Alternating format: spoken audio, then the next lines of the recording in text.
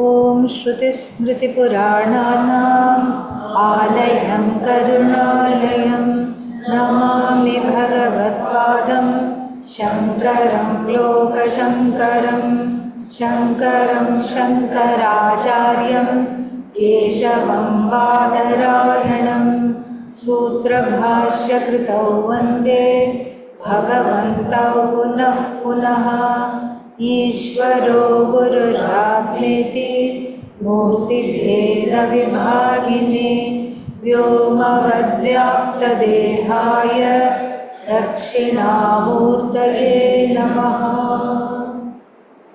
ॐ सहना भवतु सहनौ भुनक्तु सह वीर्यं करवावहै तेजस्विनावधीतमस्तु मा विद्विषावहै। ॐ शान्ति शान्ति शान्तिः। You sitting in the back, there's space right here. Come here. In the second row there is space. Both of you can come.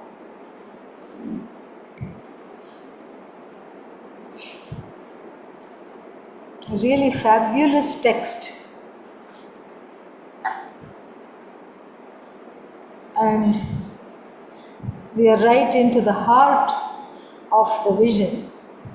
Let us look at the next verse.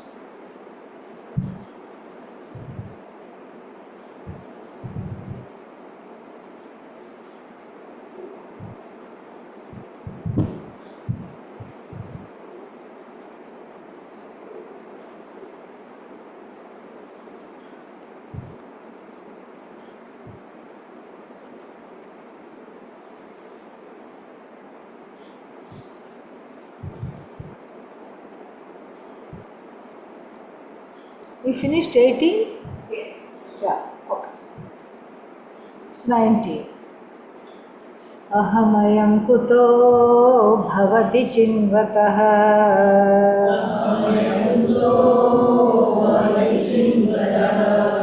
aipatatyaham nija vicharanam.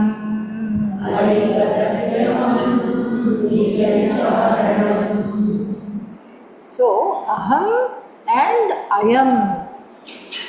What is aham? I. Ayam is idam, this. We have already seen this. I buddhi or I cognition, and then what? This cognition.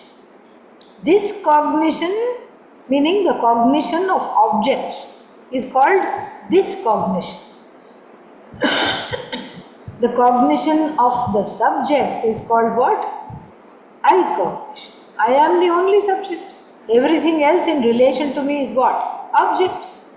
So I cognition and this cognition, aham pratyaya gochara, means that which is the result of I cognition, which is what?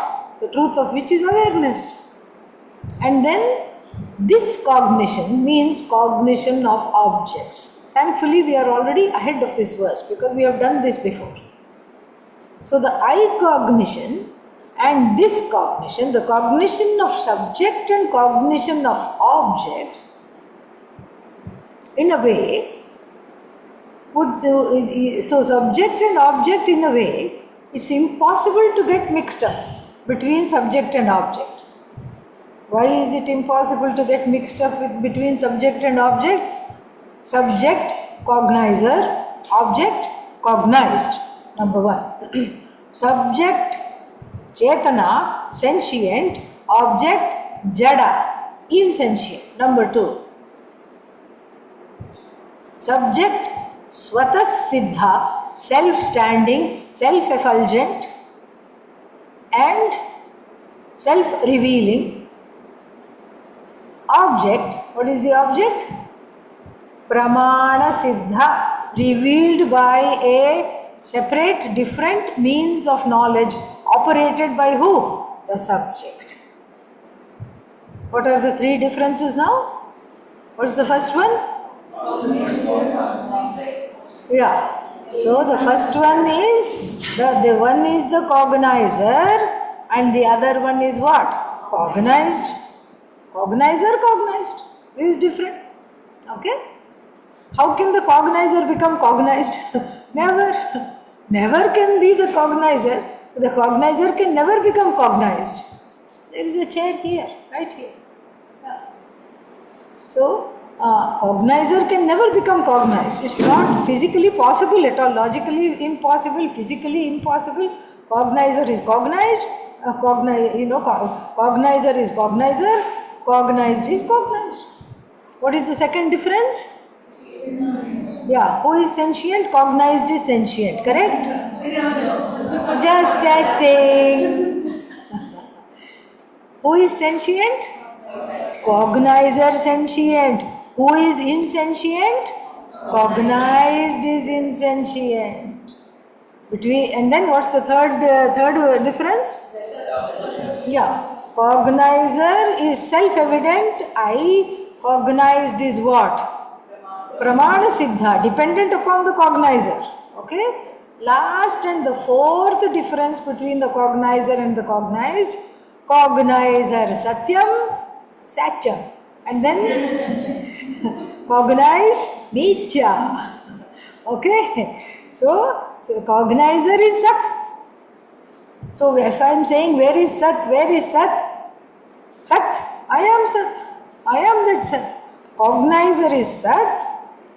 And cognized is what? Mithya. Mithya means dependent reality. Upon what is the cognizer dependent? On the cognized. On the cognizer. The cognized is dependent upon what? Cognizer. Cognizer is dependent upon what? Nothing. Nothing. These four things I want you to repeat again. What's the first difference between? Yeah. What? Everybody is talking at the same time. One person. So, yeah, what's the difference? What's the first difference? One is the cognizer and the other one is cognized. Second one? Cognizer is sentient. Cognized is insentient, everything else other than the I, starting with my own body, mind, senses. Cognized, cognized, cognized. Third difference? Cognized is self-shining I, self-revealing I, self-evident I, self-effulgent I. So many words we use. Swatas siddha, self-established I. Because the I doesn't need to be established. If I say, are you here?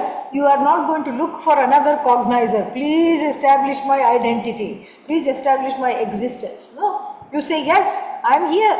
This is me. And so, what's the last difference? Cognizer is satyam, self-standing. What is self-revealing is self-standing. And what needs to be revealed is always a dependent reality. Now, can the two mix? No. Absolutely not. Still the mix-up happens. This is why we have to study. Mix-up still happens even though it is physically and cognitively impossible for them to mix. Logically, we don't think that the cognizer and cognizer can mix. But it happens. And that is what is called ajnanam and anyatha jnanam. The cognize, how does it happen? Of course, everybody will want examples. Example number one, cognizer and cognized are two different things. One is cognizer, the other is cognized. But the cognizer I thinks what? I am as good as the body. What is the body? Cognizer or cognized?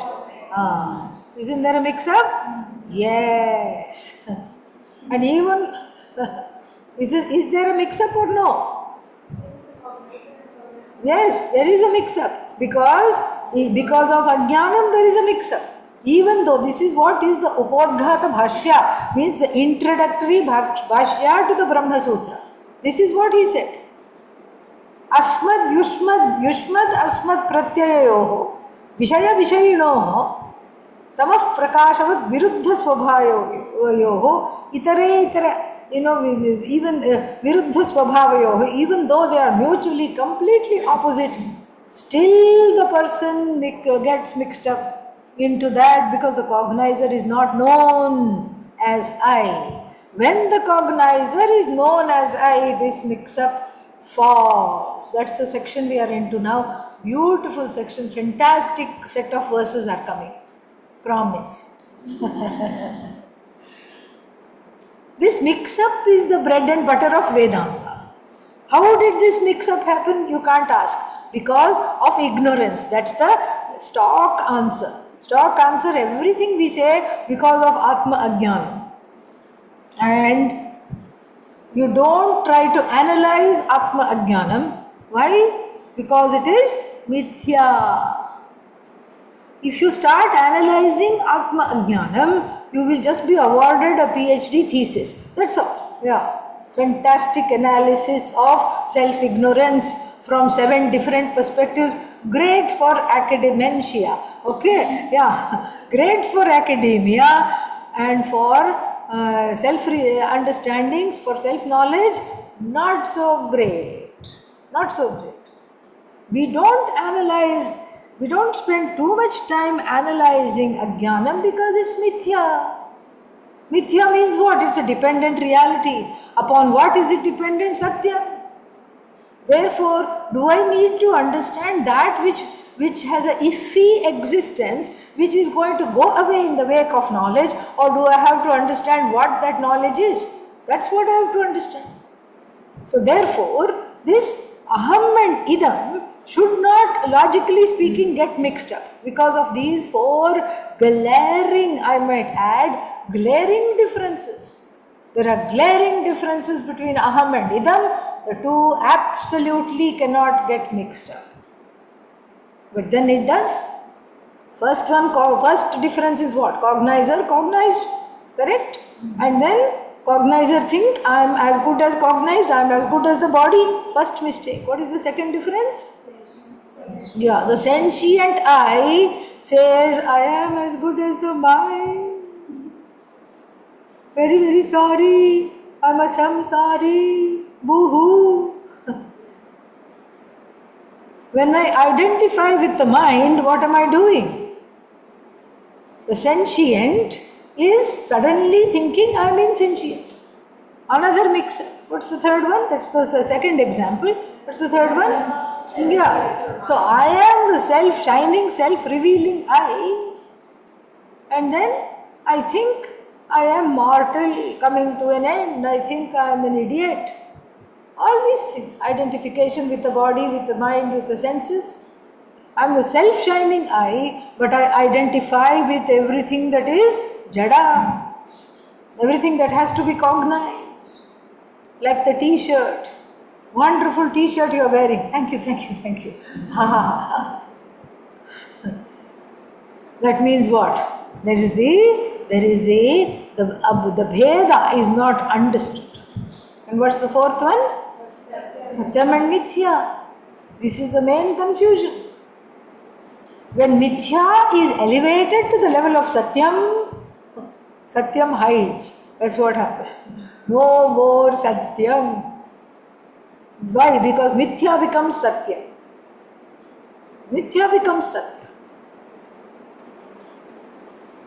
So, this is the reason why we need Vedanta. We need the classes so badly. Sometimes we don't even know how badly we need this. And it's nice to study together because we can discuss how crazy we are in between the classes. It's nice to have that support, to be able to see, okay, because maybe coming to this retreat, one thought, what am I doing? I'm going to the other end of the world, why am I going? And then upon arriving here, you find, oh, there are some other people, okay, if I'm crazy, I'm around a bunch of nice, crazy people. No problem, it's nice. This is something good to study together. And then, here he gets into the heart of the enquiry. Aham ayam kuto bhavati. So, Aham ayam kuto bhavati. Kuto bhavati means where is this aham? Aham means what? Hello? Yeah, thank you. So, and ayam means idam. Okay? Aham ayam. Aham and ayam. Where is this aham? Where is this idam?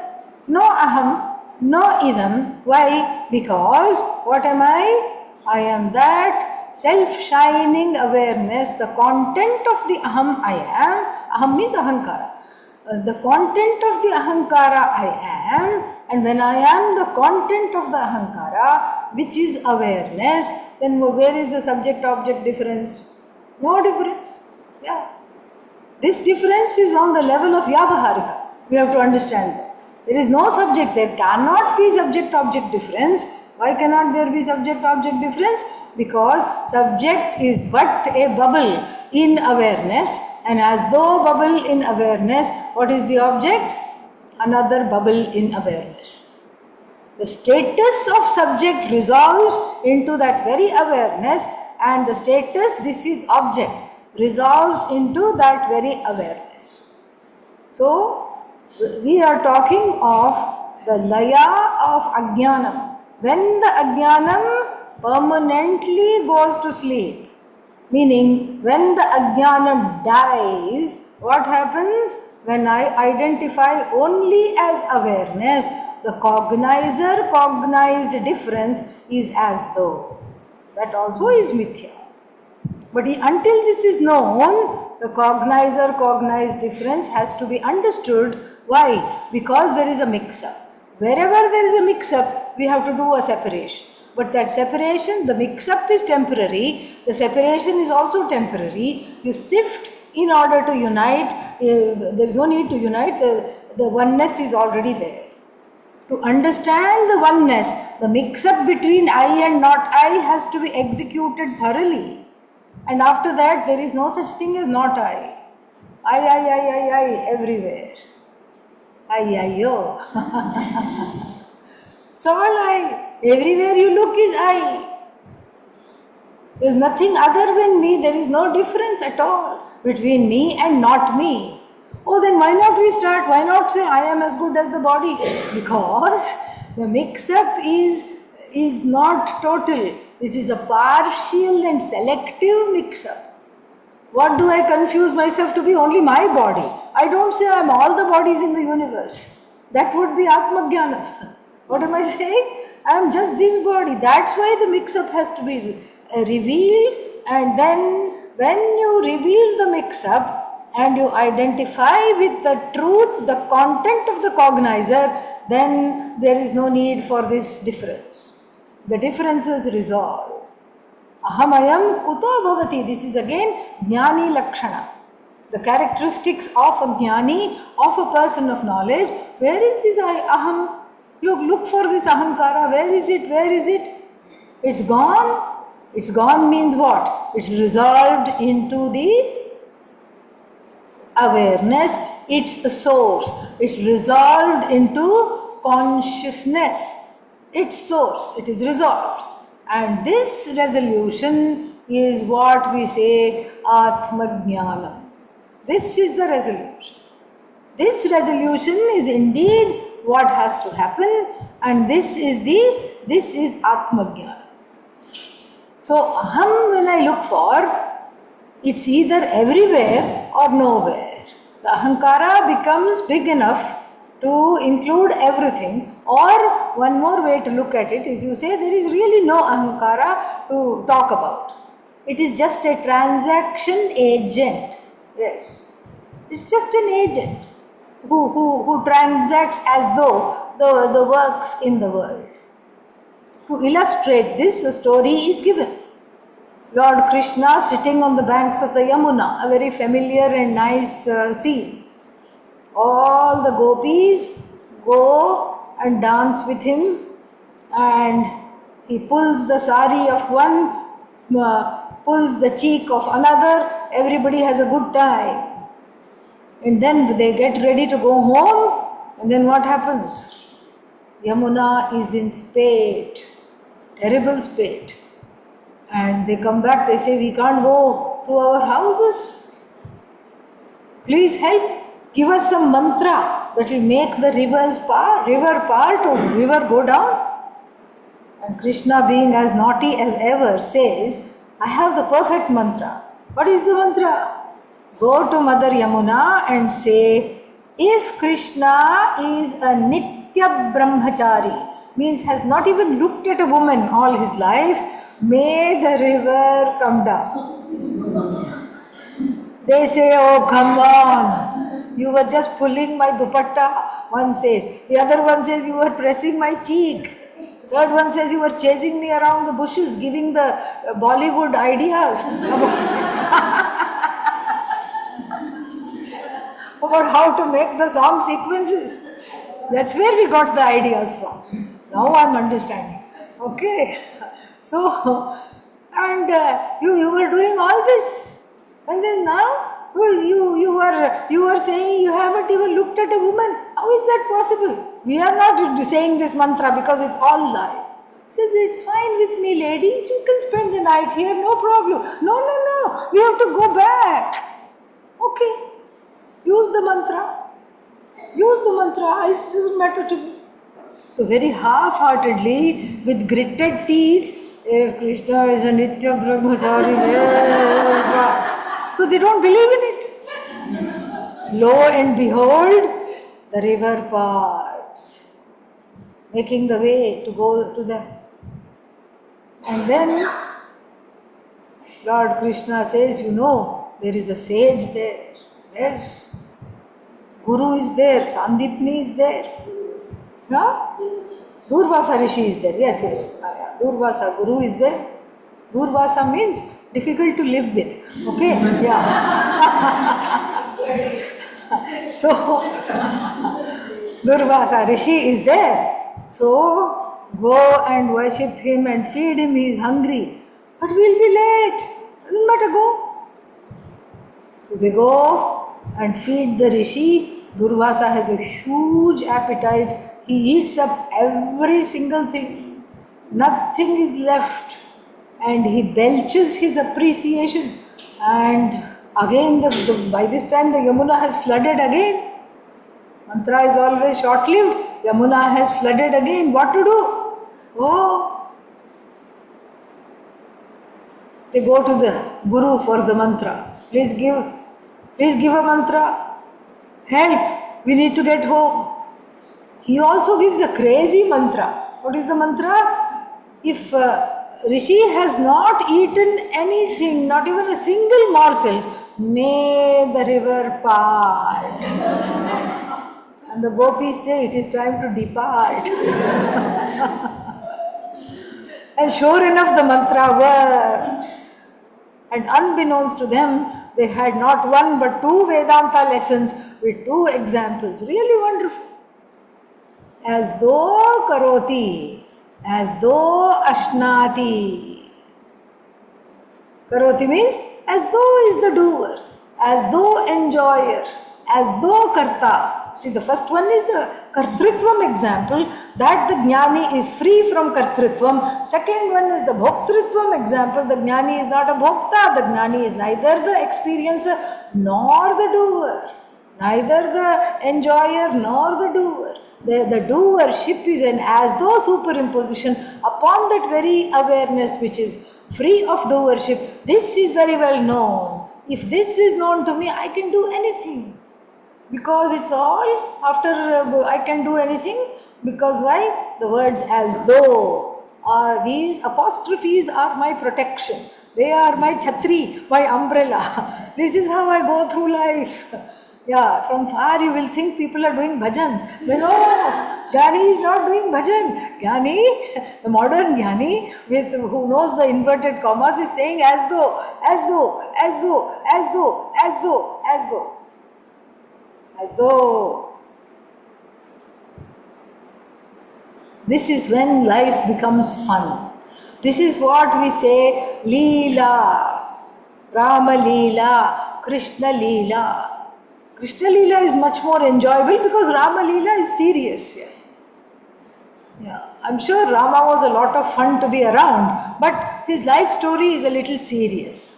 from a young age, had to go to the forest as though in order to honor the words of the father, as though, and there what? Lost his wife, as though, had to wage a war, as though. And then, speaking, now that we are into Ramayana, one more illustration will bring this out even more. During the Yuddha, during the Rama-Ravana war, Rama's hands and shoulders were having repetitive stress injury from keeping on shooting arrows at the 10 heads of Ravana. As soon as he knocked off one head, the head would come back and sit on the neck. And he said, "Oh, everything is paining. I need a massage." This is where he was. He was just in a very, very, very bad shape. I need a massage. Everything is aching. Everything is paining. Help. Vibhishana comes to help. Vibhishana says, "You got it all wrong. You are hitting at the head of the matter." Head is what? Ahankara. If you displace it without really understanding the truth of it, it will get displaced. It's actually not automatically displaced. Karta becomes bhokta, bhokta becomes manta, manta becomes the one who is asleep, the one who is waking, the one who is dreaming. So many changes the ahankara is already going through. Now angry, now hungry, and then there's a combination of angry and hungry. Who knew? Hangry. Yeah. This is when one is hungry and forgets to eat. Then you become angry, but that particular hunger is in America is called hangry. Anger. Yeah. One is angry. The young people know all this. Yeah. So this ahankara keeps changing its vesha, its costume, but nonetheless throughout, what is it? An impostor. It's nothing other than an impostor. The whole thing is an impostor. And so, therefore, we have to understand that awareness in which the ahankara resolves. This is what one has to do. The resolution of the ahankara is basically the dawn of knowledge. Resolution means where will it go? This is a very important question. That sometimes people don't want Atma Jnanam because they miss the ahankara. They miss this problematic, shifty, shady guy. They miss the ahankara. Why do they miss the ahankara? Because they feel like I will be nobody. And my whole life I wanted to be somebody, anybody. Now I will be nobody. Oh, how will you be nobody? No, because I wanted to be somebody, now I'll be nobody. You're saying ahankara resolves. We have to look at go back to the rope snake example. You see the snake upon the rope, and then thankfully everybody has their mobile phone, and what do? Yeah, you are able to see that. You are able to understand that there is a flashlight. And when there is a flashlight, what do you see? Oh, the falseness of the snake is called out. Then, if that is the situation, then what happens? You can't ask the question, where did the snake go? Did it hide in the bushes? Did it go that way? Where did the snake go? Huh? Where did it go? It's a very important question. But it was there. You saw it. You screamed. You jumped. Yeah, it was there. You jumped. If it wasn't there, you wouldn't have jumped. Right? It was your perception. Your fear conjured up the snake in the place of the rope. That's why it's called aropa. So, then when the reality comes to light, what is the reality? Don't say awareness. What is the reality here? Rope. Pay attention. Yeah. So, rope is the reality. When the reality comes to light, then the snake in the form of the vikshepa, the projection, is withdrawn immediately. Where does the snake go? It goes back to the same mind and gets resolved from whence it was projected until I see the next rope. That's all. When I see the next rope, it may come out again. So, this is what is called resolution. There is no loss here. The resolution does not mean loss of ahankara, even though we say mano nasha, ahankara nasha. It's not a loss. It's a win-win, gain-gain situation. Because when the ahankara resolves in the ocean of consciousness, you have the whole ocean. You become as big as the ocean. This is what it is. And in the 6th chapter of the Chandogya Upanishad, this is illustrated very nicely. Shvetaketu is invited to have a night class with his father. So then he is also asked to bring a Himalayan salt block. Okay. Nowadays it's not so easily available. In those days it was very easily. Pink Himalayan salt block. You have seen that? Yeah. And then what is the class? It's a practice Vedanta class. And then he is asked to put it in a cauldron of water. Now what? Om Purnamadav Purnamidam, class dismissed. Go home, sleep.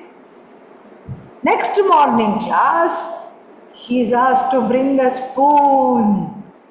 He brings a spoon and he is asked to taste the water from the top. What is it? Salty. Then he is asked to taste the water from the middle. What is it? Salty. Then he is asked to taste the water from the very bottom. What is it? Salt.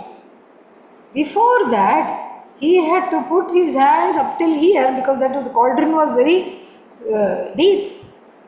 And the father said, "Can I have my salt block back?" Yeah. And he searches, there is no salt block. Of course, Shvetaketu at this time is 24 years old. One would know. Logically speaking, one would know that they would be, by this time, one would think that he would know that there is no such thing called whatever. But this is just an illustration. We can't take it seriously. We can't think of Shvetaketu as developmentally challenged. Yeah. Shvetaketu was very intelligent. But he goes through the motions. Why? Because we are the ones that are dull. Okay? He was intelligent. This is a teaching for all of us. That is what it is. So he goes through the motion, searches for the salt and says, "Tata, father, it is not there. Nasti. Nasti lavanam. No salt." Okay, drink the water from the beginning, drink the water from the middle, drink the water at the end. Salty, salty, salty. This is what it is. The ahankara does not go. What happens to it? It broadens to be the whole universe, and yet it is as though still in the form of this upadhi. Nobody dies at the gain of self-knowledge. That would be a travesty. Already so few people are interested in Vedanta.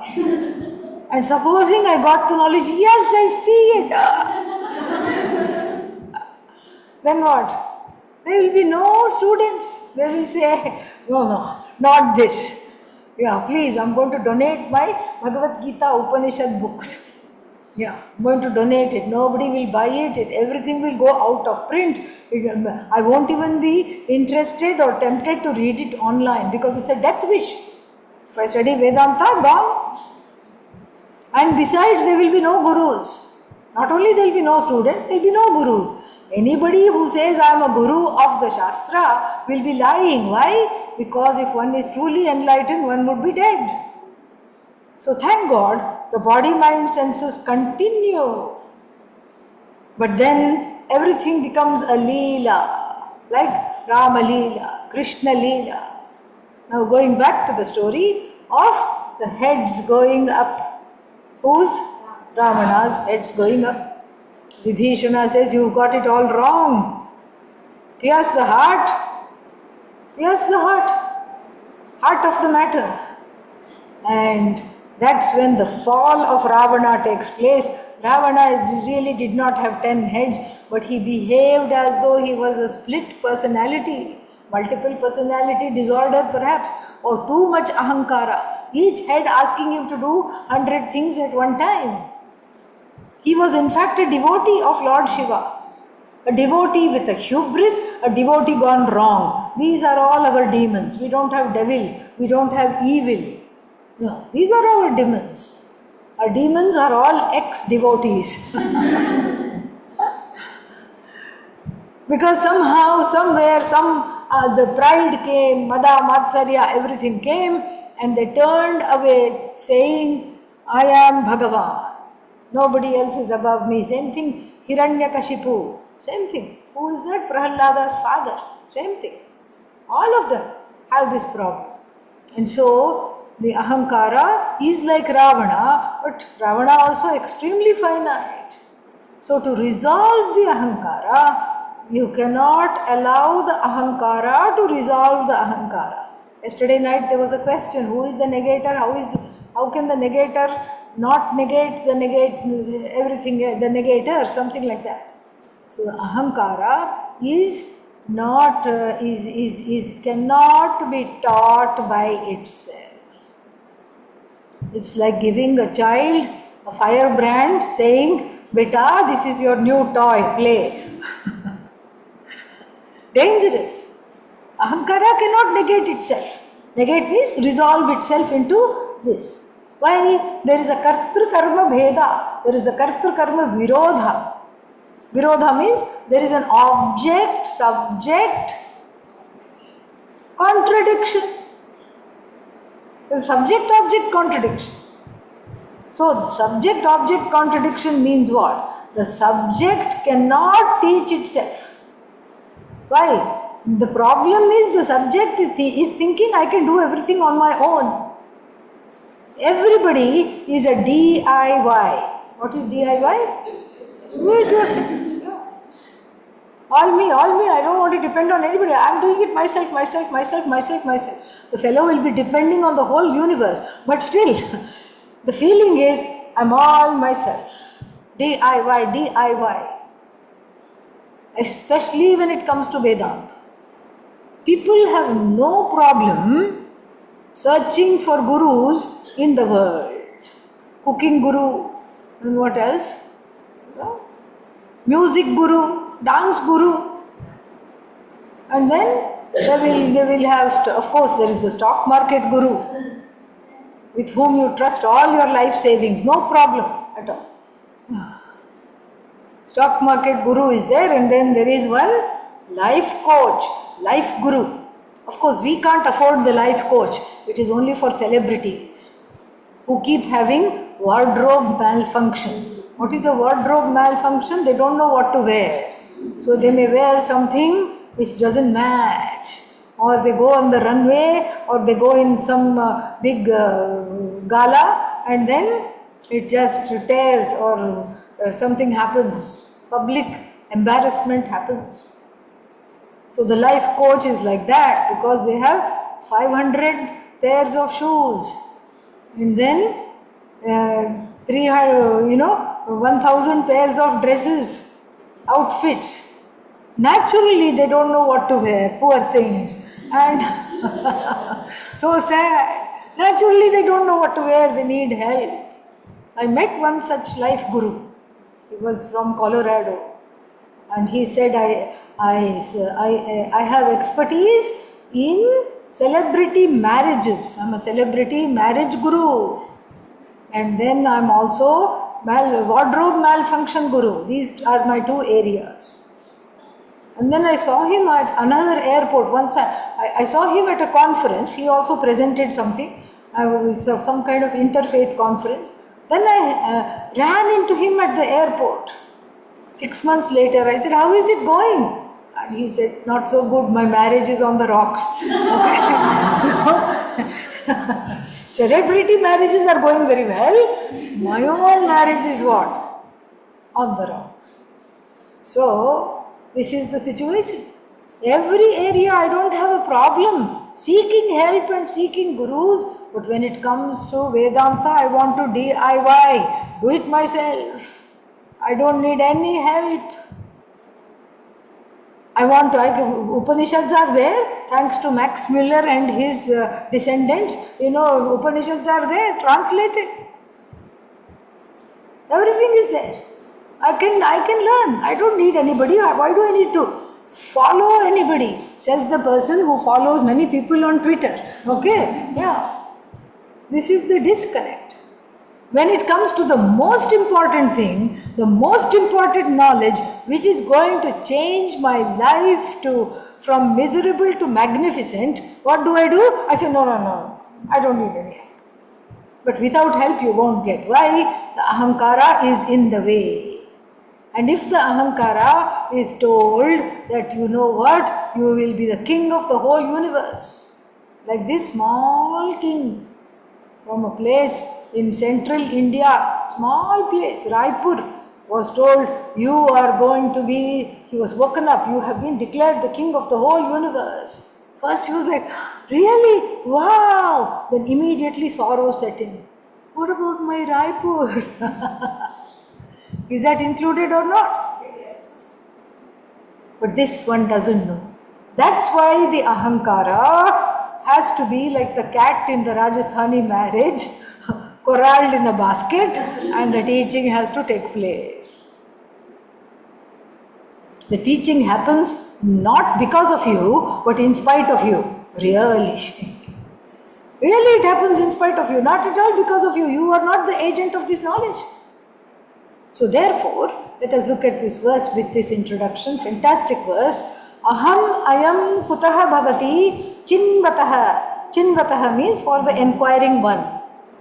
For the one who is doing proper inquiry, not just a casual inquiry, not a wrong inquiry, a proper inquiry. Ayi means, oh you, he is addressing all of us. Ayi, look, patati, falls. What falls? Aham patati. The ahankara falls. When? In the light of true inquiry. Nija vicharanam. Nija vicharane aham patati. Aham patati. And so, you are not in charge of this. The Shastra is in charge of revealing who you are along with the teacher. The self-inquiry that Ramana Maharshi talks about is not merely repeating who am I, who am I, who am I, who am I. No. In the beginning, yes, there is a query, who am I? But then that query, who am I, should be immediately recognized as unresolvable by the self because of kartru-karma virodha, subject-object contradiction. Because one cannot be karta and subject and then karma, object at the same time. Cannot. No, but we can. Why? Supposing I have a mosquito bite here and it's itching. Who is the one that is itching? I. Who is the one that is scratching? I. Scratcher, karta, itched, the one that is scratched, karma, both are me. So how do you say there is karta and karma opposition, subject, object opposition? How do you say? Because look, who is the doer? Me. Who is the done in? Me. I'm scratching my arm, I'm scratching my hand. Who is the scratcher? Me. Who is the scratched? Me. What do we do now? There goes that argument. Well, this only applies to things that have parts, not the I. The I is impartite, so there is no subject-object difference there. So therefore, you cannot have this, argument that the karta itself, the subject itself can become the object. No. Because in awareness, subject-object difference does not exist. The ahankara has to be walked over from its miserly, measly identification with the body-mind-sense complex all the way to what? All the way to awareness. It cannot take this walk on its own. Why? It has too many complexes. It will get lost along the way. It cannot take this walk on its own from the body, mind, sense complex to Brahman. It cannot make this walk. Why? One, it has too many complexes. Second, it wants to look great and be great, even though it's already great. It wants to be great because it doesn't know it's already great, so it will get distracted here and there.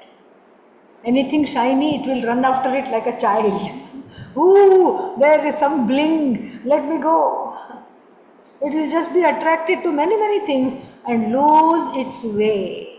That is why the ancient teachers, even right up to the 70s and 80s, maybe they do it now also, in places like Kailash Ashram, in Rishikesh, Uttarkashi, etc. When somebody came and said, I want to study, I want Vedanta more than anything else in life, they would say, all right, I will teach. Take this pot of Ganga water, go all the way to Rameshwaram. Where is Rameshwaram? Yeah, the southern tip. Bathe the Shiva there, get some sea water from Dhanushkodi there, and then bathe our ashram temple Shiva here. Oh, okay, I'll book a flight. When is the next flight? No flight. Wow.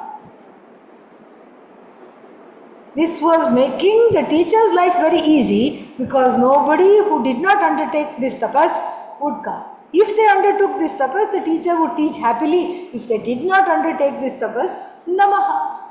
And we can only imagine how the situation was like. He is very earnestly, this brahmachari wannabe is earnestly filling the water near the bank of the Ganga. Just looks on the other side, there is the most beautiful thing he has ever seen in his life, also filling the water. And the rest is history. What happens? Where do you live? I want to ask for your hand in marriage from your parents. And then years later, has a few children, named, one is named Isha. After the Upanishad he could not study. The other one is named Kena. After another Upanishad he could not study. Third one is named Katha. After the Upanishad he could not study. Longing still remains. Never went back. Or you can see that one brahmachari is going to fill water, another brahmachari is also filling the water. They say, oh, you know, we will, the time will be cut short and we will keep each other safe from wild animals, etc. And let us go together. They go together, halfway they say, oh, leg is paining, hand is paining, shoulder is paining. Let us start one business. We'll start a spiritual business. We'll make agarbattis. And then they also don't come back. Things like this happen. So that's why this Nija Vicharanam, we have to, Nija Vicharanam is proper true enquiry. True enquiry does not shy away from asking for help in the most important department of the life. True enquiry. Ahankara cannot resolve itself. The snake which is seen on the rope cannot automatically disappear. You cannot make the snake disappear. What do you need? Light, torch. You need to shine the torch. Here too the torch of knowledge is carried by the teacher to torch off your ignorance. That is what it is. And so this Nija Vicharanam is a process by which this recalcitrant, querulous, complaining ahankara surrenders to the teacher. Yo, this is scary. I don't want to surrender to anybody. All the fears come out. As soon as the word surrender, I hear the word surrender and I am torn asunder. You know, I just, oh my God, no. That too to a live guru. No. That's why people prefer dead gurus. Yeah. then from a distance you can surrender. It doesn't matter, they can't do anything to you. They cannot take away your money, they cannot take away your time, they cannot take away your resources, you are safe. Instead of Satguru, Satyaguru, yes, the one who is already dead. No. So here, that's why the Maharshi here, Bhagavan Ramana says that Nija Vicharanam. Nija Vicharanam is known from eons. How this knowledge takes, this is the only way the knowledge can take place, no other way. And we have got the meaning of the word surrender all wrong. We think the word surrender means I have to be obedient to the Guru. Guru says, stand up. I stand up. Guru says, sit down. Sit down. Guru says, shut up. But I don't stop talking. That's a different thing. Yeah. So, I think that my life will be controlled by the Guru. No, not a Vedanta Guru. The Vedanta teacher has better business than trying to control anybody's life. He is the least interested in controlling anybody's life, because your life is under whose control? Your own control. That's not what surrender is. Surrender is not shut up, sit down, get up, stand up. No. Surrender of what? To what, we have to see. Surrender of the buddhi, which is filled, the ahankara. Buddhi here, ahankara, same thing. The intellect slash ahankara, they are all one. Sometimes we say buddhi because it makes it clear. Surrender of this buddhi identified ahankara, that's better. So I have a great premium on my own thinking, a great premium on my own intellect. I believe in whatever I have been taught so far, which is a bunch of kachra, yes, which is a lot of nonsense. And so that buddhi, which is filled with garbage, I take to the Guru. Yeah, because I cannot take the garbage out myself. Why not? It seems simple. Take, throw, bag it, throw it. What's the big problem in this? I'm too attached to the garbage. That's why.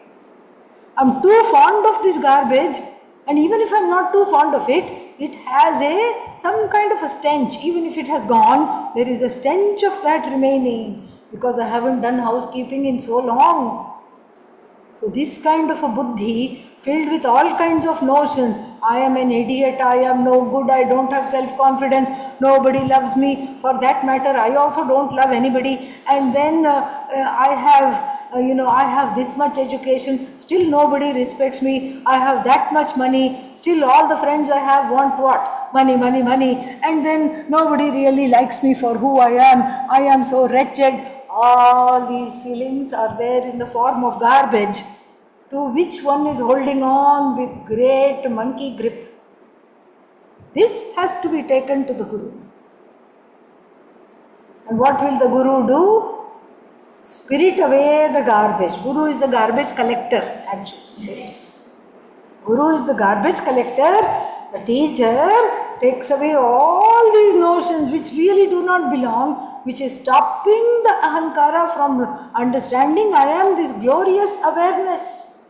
The Guru is the garbage collector and very patiently spirits away the garbage so that you can live in your glory. But then it's easier said than done for two reasons. One, we have already discussed, the garbage is too dear to me. Too dear to me. Why? Because at some point it was a coping mechanism. Throwing a tantrum is a coping mechanism in front of the toy store when you are 2 years old. Yes. Throwing a tantrum in public at 52 years old cannot be called a coping mechanism anymore. The 2-year-old cannot defend itself, doesn't know what's happening. It is scared, it is anxious, it feels like my parents are not loving me because I want to buy the whole shop, but they have just given me one small little thing. It's hungry, it's hangry, it's angry, whatever it is, it throws the tantrum in public. Now Nobody cares. The parent also, even if the parents are slightly embarrassed, the other parents will give loving glances. It's okay, no problem, chota hai, bachcha hai, no problem. But at 52, if one has a tantrum in public, what is that? You know, that is not a coping mechanism, it's a moping mechanism. So the second reason why we need the Guru so badly is that some of the garbage is hidden even from ourselves. The garbage is hidden, and so therefore we need the Guru to spirit it out. With the help of a vacuum cleaner called Upanishad, yes, which has two mechanisms. One is it's like a leaf blower, it disperses everything on top, and then it has a suction mechanism which sucks out in between the buddhi cells, whatever is there, the remnants, it just is spirited away. And then what? No new knowledge has to be put. The glory of oneself that was hidden by the garbage shines. It's like that TV show. Once I almost missed my flight. I was sitting in the gate area. Such a captivating show. It was amazing. And then they said, anybody for this flight? I was like, oh, okay. I was the last one sitting there. I was wrapped in attention watching this show. And it was a show about people who don't know how to clean their houses and who don't know how much to buy. If they are living in a 3-bedroom flat and they have so many boxes because they are shopaholics. Shopaholics means they are addicted to shopping and everything. And then so this house was full. The camera. Then they call this show Hoarders, it's called. Yes, and they call this show, and the show people send the TV crew. And then you have to agree to their, whatever rules. Their rules, you have to agree. So here, they could not even enter the house. As soon as you open the door, big box. Huge box. What's in this? Fridge. Don't you have a fridge? Well, we have one, but we thought this is the latest model.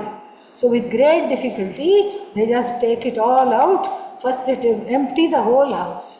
In the second bedroom, they found a child that was lost. I'm exaggerating. But they did find the cat. Okay, yeah. The cat jumped out behind the boxes in the second. Oh, there he is. We hadn't seen him. The mother is saying, yeah. So then, what did they do? They were all told to come out, and they were crying because this is all their possessions. Ayyo, there go my possessions. You know, there goes my everything, my whole life is gone. They're sitting, and they only called the TV show because they knew they needed help, but they sat in the front lawn of their house and they started to cry, all 4 of them, mother, father, 2 teenage children. They are in a group huddle crying. And meanwhile the TV crew got busy, they cleaned the house, and then they brought everything out. And then what? They told each one, you can have only 4 boxes each. Then they cried some more because they were shocked. They can only keep 4 things. Yes, you can only keep 4 things. Then they cried some more, they argued, they fought, and they tried to cuff the commentator, and they said, we know, and she gave them a hug. Yes, we know you're angry, pat, pat, pat. See why I missed my flight almost? Yeah, this is how captivating it was. Yeah. And then after everything was done, they were sent to a hotel to sort out the boxes and keep only 4 things each. And then meanwhile, the crew got very busy, cleaned, painted, and all the other things that were so much kachra, so much garbage. They called the donation truck. First they had to call the garbage truck. This huge one came and they piled everything, and then they called 3-4 donation trucks, and Goodwill, Salvation Army, etc. All these areas which take old clothes and all these things. And then they went.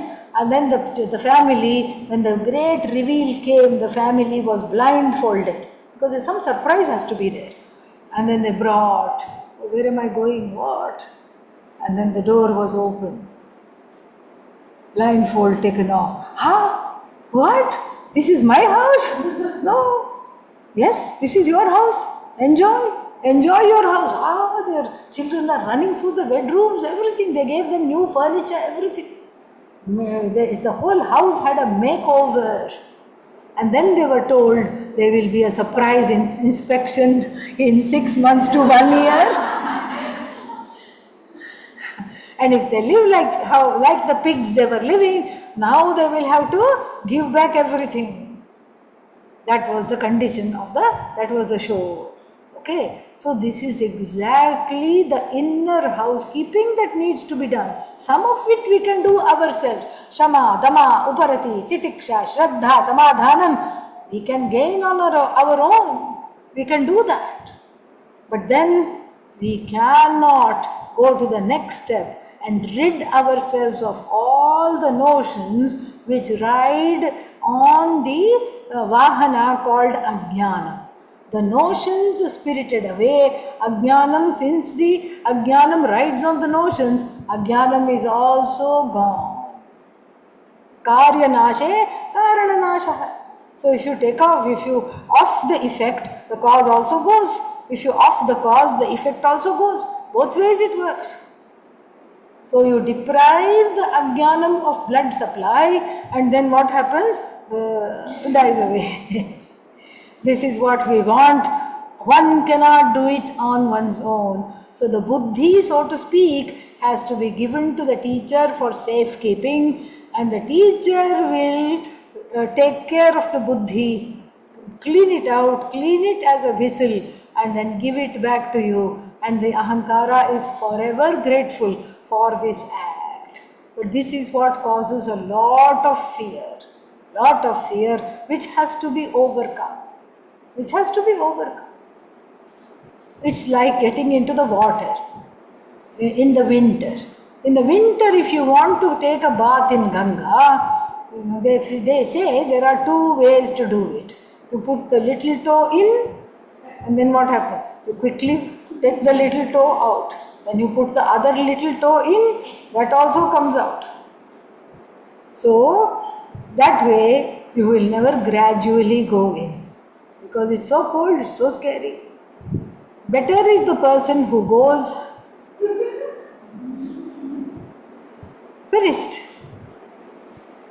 1 minute of fearful torture, and then after that one gets used to. In fact, it is refreshing, it's cooling, it's nice.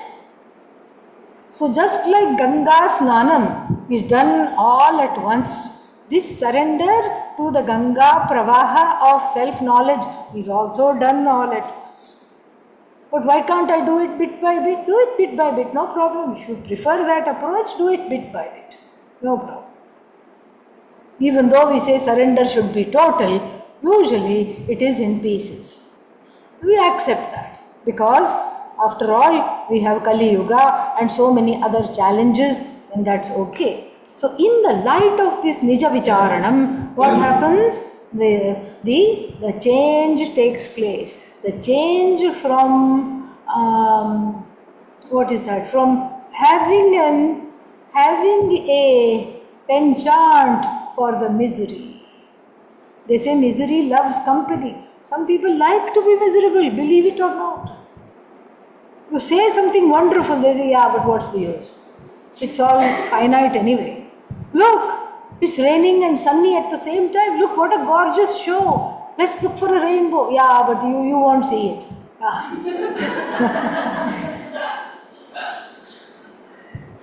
No, but it's here. Yeah, but it's so faint. It'll go away. Everything is ephemeral and we all die away. So what's the point? This has to be spirited away. Such thoughts. Because sometimes people, it's not that they love being miserable, it's that that's the only thing they are used to. Standing next to them is like standing next to a dark, heavy rain cloud, which refuses to rain. At least the rain can be refreshing. A wet rag, damp wet rag. So therefore, one cannot do this on one's own. And some people are devoted to conflict because of background. If the primary caregivers were hopeless, then The child will naturally take on this hopelessness as a legacy to be given to its own children in the future. Hopeless grandfather, hopeless grandmother, hopeless grandchildren, hopeless children, hopeless grandchildren, hopeless great grandchildren. That is one way. Sometimes people are used to conflict. If they don't fight with you, they are not convinced that you love them. First, they have to fight, create a lot of drama, and then they say, aha, okay, now I know you love me. Until the next day. Then it starts all over again. These kinds of notions, you cannot spirit away. You cannot even query on your own. They are too many and too scary. That's why one needs help in the form of the Guru. So the surrender is that of the ahankara. I surrender the buddhi filled with these notions. I surrender the finite ahankara filled with all kinds of wrong notions about the I to the teacher who is adept in this, who is adept in spiriting away ignorance by clearing up the vision. This is what the second verse in the Guru Stotra says. Ajnana timirandhasya jnananjana shalakaya chakshurun nilitayena tasmai shri gurave namaha. Namaha unto that Guru who has done a miracle. What? Ajnana timirandhasya, for the one who was suffering from the cataract of double vision. Double vision is duality. Vision of ignorance.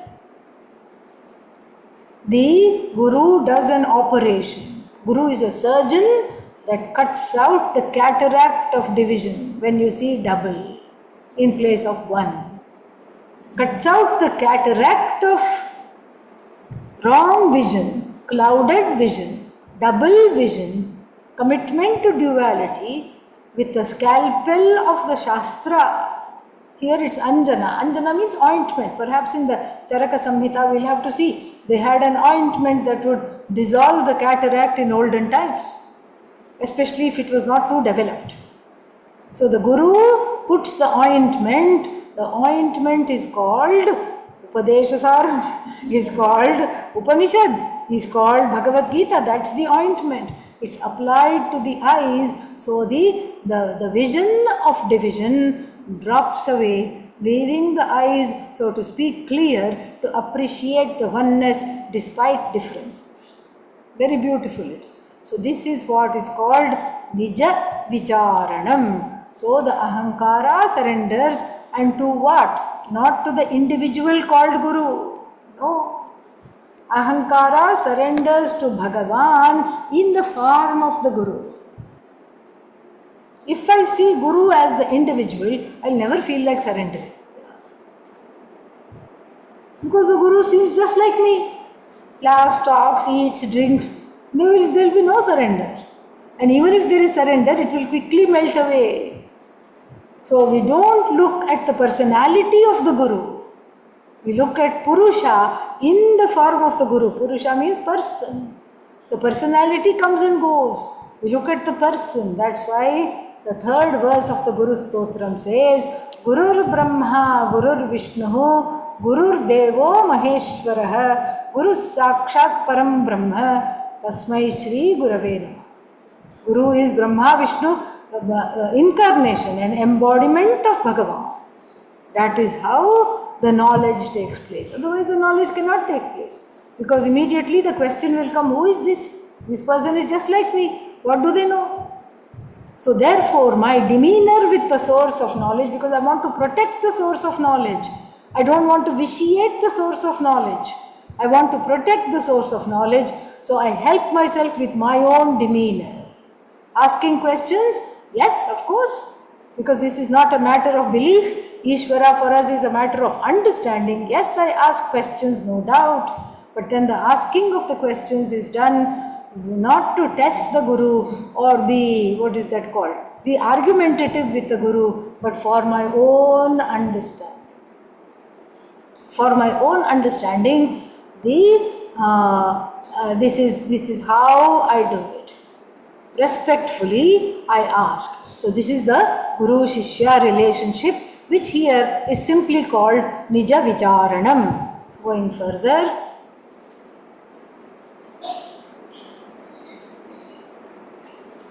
अहमिनाशभाजहम हन्तया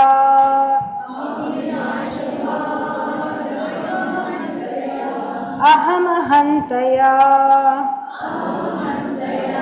स्फुरति हृत्स्वयं परमपूर्णसत्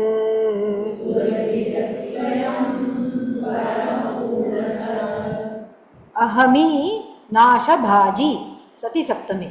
Okay, when the I notion, the ahankara is destroyed again, don't think, don't be scared. Destroyed means destroyed of its small beliefs and its complete identification with everything that's small.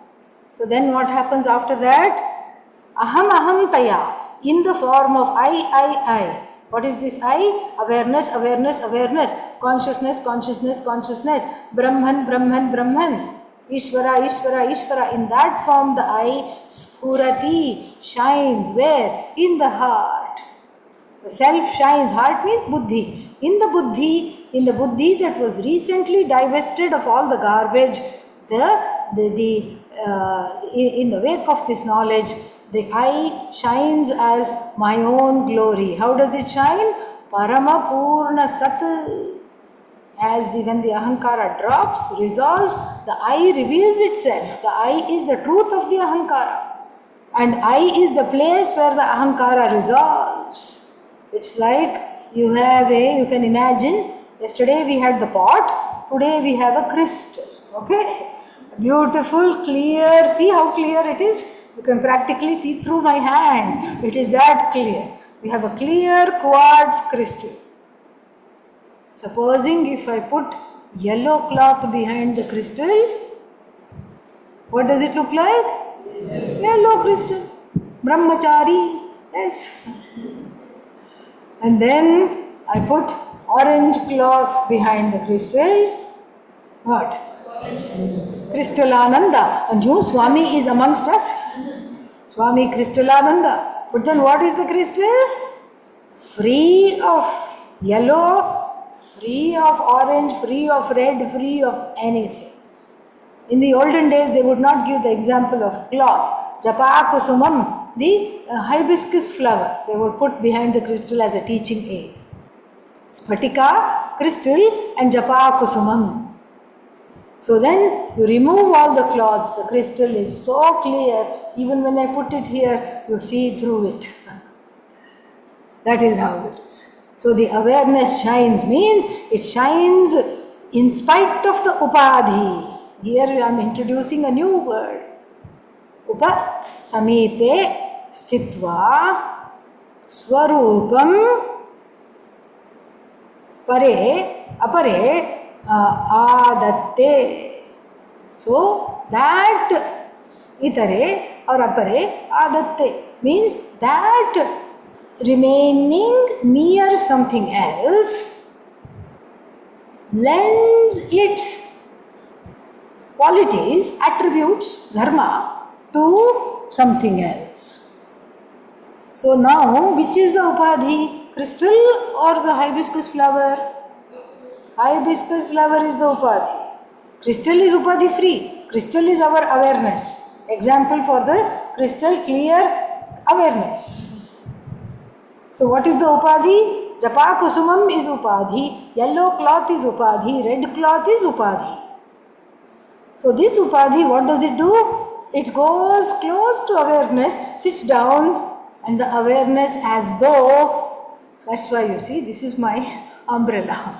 The awareness as though takes on those attributes of that thing to which it is sitting next to, not that awareness is sitting or standing, okay, metaphorically. Nothing is away from awareness. But when you look at awareness through the lens of an upadhi, awareness appears to reflect the name and form and the attributes of the upadhi. So you have understood upadhi as a container of all kinds of dharmas. This is the upadhi. It's also as though a container for the awareness itself. This is what is called upadhi. So now let's come back from the the hibiscus flower or red cloth. Let us come back to what? The human body. Is this a upadhi or not? Yes. Is awareness there available in the body mind sense complex or not? In fact, it is the indweller of this body mind sense complex. But then that's why awareness in association with the body mind sense complex and due to the pervasive effect of Atma Ajnanam, what does it do? The Ahankara does not catch hold of awareness. It catches hold of this association. It too gets associated with the body mind sense complex, sits and mopes in a corner. This is the cause of samsara. This is the cause of samsara. There is no understanding. This separation goes away. Not that the awareness is affected at any time. When the ahankara sits and cries, the awareness is free and fine. Vritam pibantau sukrutasya loke guham pravishtav parame parardhe chaya tapau brahma vidho vadanti ye chat trinachiketaha api vadanti. Kathopanishad. Two fellows are drinking, pibantau, duel is there. Where Guham Pravishtav, they have gone to a dark place, must be they are drinking something not very good. Cocktail. What kind of cocktail? Karma cocktail. Little bit of papa, little bit of punya, nicely shaken up. Who is the bartender? Chitragupta. Yes, the Lord in the form of the Karma Phala Data is the bartender. Here, take. Oh, so both are drinking? No, one is drinking. The other one, due to the association, supposing there is some kind of in the past there used to be prohibition, we used to call it, and one was not allowed to drink like this. So supposing they catch people, they will catch everybody there. They will catch the drinker and the non-drinker. Correct? So the non-drinker also, poor fellow, he is also caught in this, even though one alone was drinking and making faces because wants sweet juice to come out, but only rotten, the drink is tasting rotten, bitter, acrid, sour, but not sweet. Little bit sweet comes and wants to drink more deeply. But again, all the sadness only one drinks. The Upanishad says, Sukritasya pibantav means from the good karma they drink. But we have to also take bad karma because the Upanishad is very polite. So Papa Punya cocktail, they are drinking, both are caught, and then only one is found to be drinking. The one is the sun and the other one is the shadow. Sun is not drinking. It is just reflecting a shadow that is drinking. This is the Kathopanishad. And you can understand the ahankara in association with awareness, how it is trapped when the awareness is free. Same thing we hear in the Mundaka Upanishad itself. Dva suparna sayuja sakhayah samane vrikshe parishasva jate tayorekah pippalam swadu atti anashnannanyo abhichakashiti. Two birds with shining wings, the greatest of friends, are sitting atop a tree. A normal, sight. Everybody can relate to this example. Then what happens? Then something very strange. One of them is fluttering, restless, going from branch to branch, addicted to berries. Pippalam is some berries. Maybe cherry, maybe something, whatever berry the tree is having. So many trees with fruits are there. Small, small fruits, it is eating. It too, like the drinker in the other example, is what? Is not happy. What does it want? Sweet berries. What does it get? Sad, rotten, dried, acrid, pungent berries. Okay, what is the other one doing? simply looking on without eating. One is what? Jiva, bird, stuck to the upadhi, identified with the upadhi. The other one is Ishvara. Now the question is, are they two? One, which as though is split as two for us to understand this example. Awareness is not affected by the ahankara identified with the body mind sense complex. Awareness neither misses the ahankara nor invites the ahankara to join it. It simply is. This is what we have to see in this. So, this verse says that when this duality, where is the duality? Right here is the duality. The knower and the doer split. The awareness and the identifier ahankara split. That is the resolution. The duality is not outside, it is right in between these two temples. In this temple is where Bhagavan is found. And for Bhagavad Darshanam, I have to falsify this upadhi as mithya. I don't have to say the body is not me, not like that. But still, I have to see that even though the indweller is in the body and the mind and the senses, the body itself is not separate from awareness. Awareness is separate from the body. And I am that awareness. This is what I have to understand. And this is a very costly non-understanding. The non-understanding of this fact is very costly. And the inner split resolved, what happens? The Atma shines as myself. The Upadhi is Mithya. And then I can enjoy the other bird fluttering around, no problem. The other bird will only flutter around when it is going to be of service to others, because it has become a sadhu now. In the light of this knowledge, parakaryan sadhnoti iti sadhu. So the other bird flutters around, but to help all other birds who are in distress and to warn them that the hunter is coming. Okay, what is the hunter? Ragadvesha. More we'll see in the afternoon.